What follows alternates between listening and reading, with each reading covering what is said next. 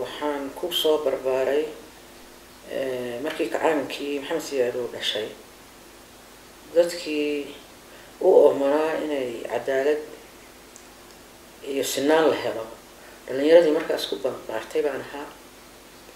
marka waxaan u doodi jiray xuquuqda shaqaalaha Soomaaliyeed kadibna waxaa dhacday dariiqii kacaanku ku jiray in laga leexay markaas ay noqotay in aanu ka soo horjeesano waxaanu ahayn marka dadkii ugu horeeyay oo siyaasiyiin ah oo marka halka tigay marka laga reebo qayb yar oo qabiil ku tagtay oo askar Abdullaahi Maxamed madaxu yahay sidaas baanu ad sabab ku tagnay markaas khilaaf baa ka dhaxdashay baa la yiri gurubkii uu hogaaminayay Allaha naxariistay Cabdiraxmaan Caydi iyo gurubkii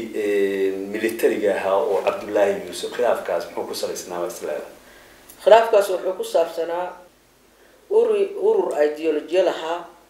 ama khat siyaasi اتجاه سياسي معينة لها موصنها أسكر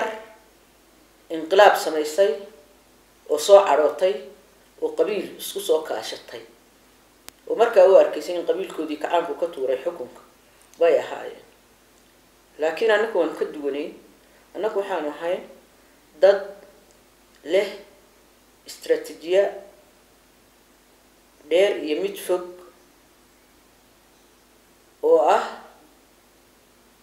oo aan hayn yani qabiilna isku kaashaday ma ahayn jabhadeedu waxay ahayd dad ideology isku kaashaday mabda isku kaashaday waxaana la oran jiray bidixda hadii aan si yar kugu soo fududeeyo nasiib darro waxaan u nimi askar xukun doona oo qabyaalad xaqana qabyaalad kaga yimi hada sabab markay yimaadeen ururkoodu inuu qabyaalad ku dhisan yahay halkaas baa waxaa noqday khilaaf inta khilaaf ku dhicin dawladihii caawinayay haday noqoto Liibiya iyo haday noqoto Yemen iyo haday noqoto Ethiopia Mengistu waxay dooneen inaan isku darsano oo ururkan iyagu u arkeen in urur qabali oo askari yahay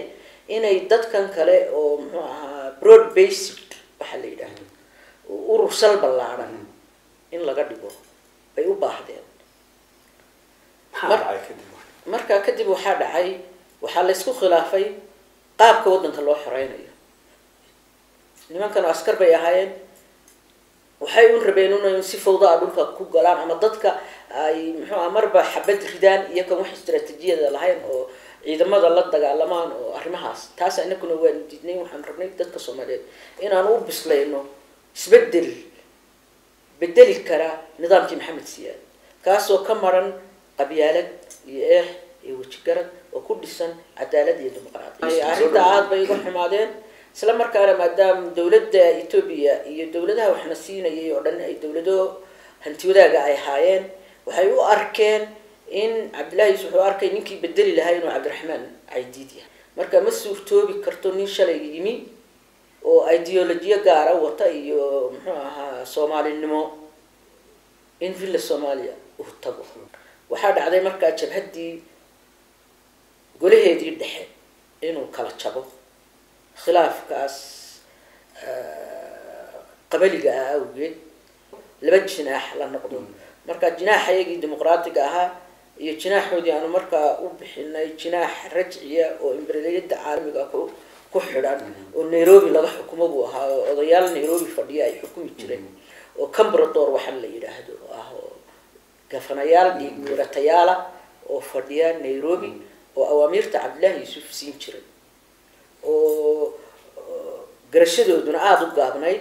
oo uu arkayay in qabiilkoodu inay wadankii qabsadaan marka waa marka la bilaan gareynayo in Cabdiraxmaan la dilo rag garabkayagii Abdullaahi isku xidhay dir dhabe Mengistu halka tagayay baa markaas Cabdiraxmaan la yiraahdo inuu tago ay noqotay marka anigu waan u sheegay waxaan ku yiraahdaa tagin waa lagu dilayaa waxaan dareemay maalin maalmaha kan mid ah anagoo hotel fadhina baa ninkii security-ga Abdullaahi Yuusuf nin Bolonyo ashkir guraac la oran jiray waa dhintay iminka oo ninka security-ga uu haya dhibaato badanna ummadda Soomaali dadkii Soomaaliyeed ee jabhadda soo galay u geystay baa maalin anigoo meel shaah ku cabayna si kaftana wuxuu igu yiri Cabdiraxmaan Caydiid wuxuu nagu noqday cobra waa taqaan cobrana qoorta laga jara hadalkii marka hadal kulul baan isdhaafsanay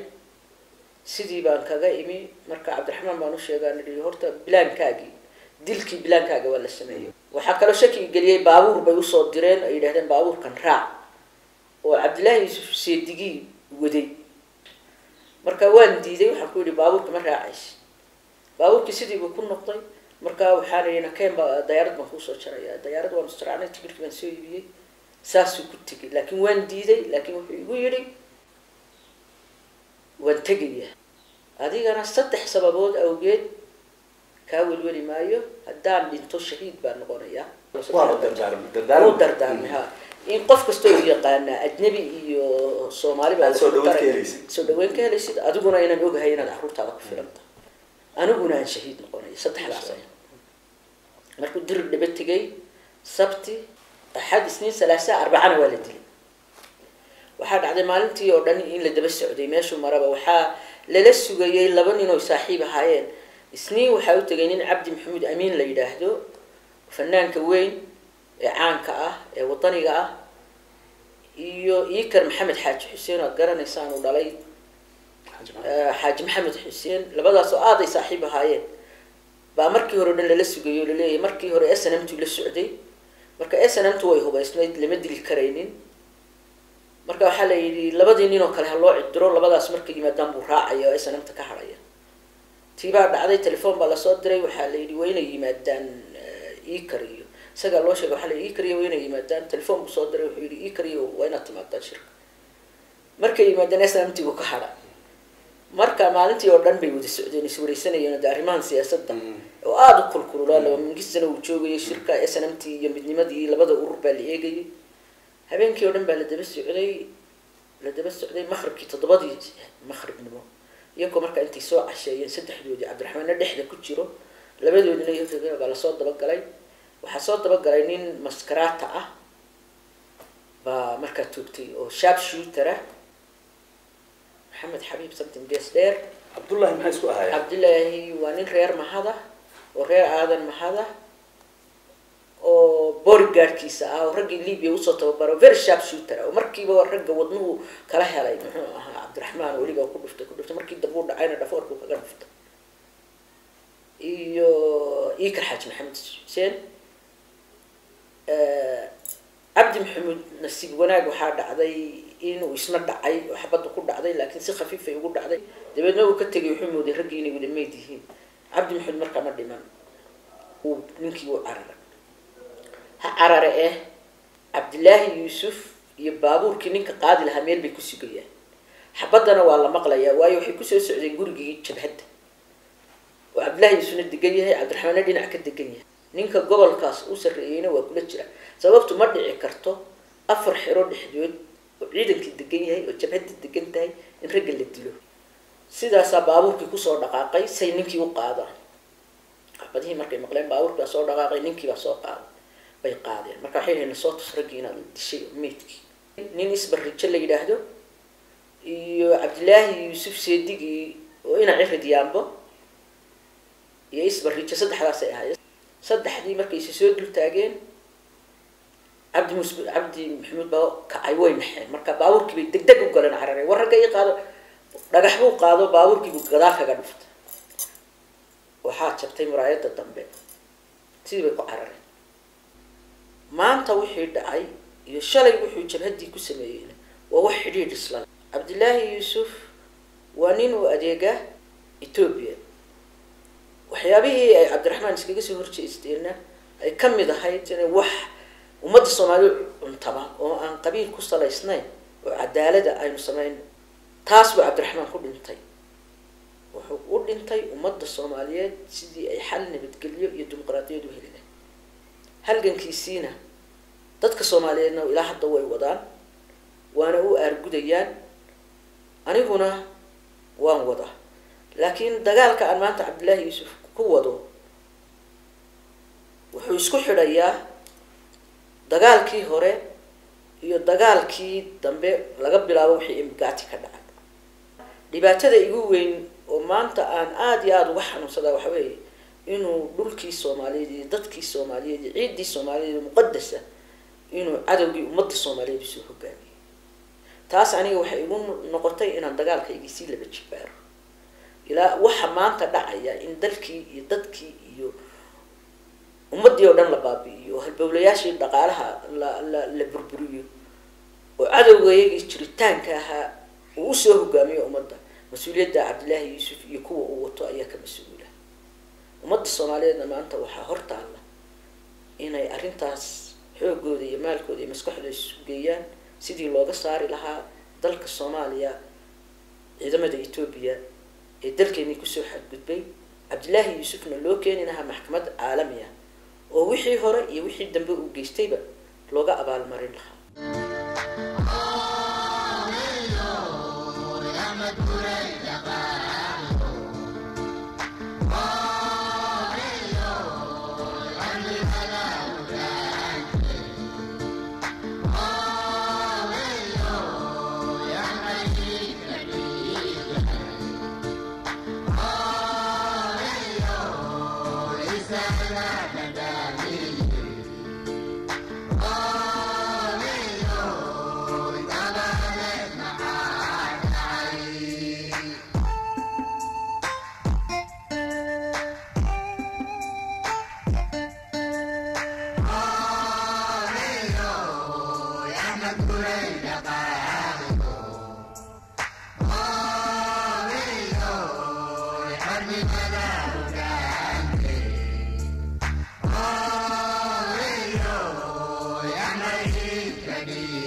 Yeah.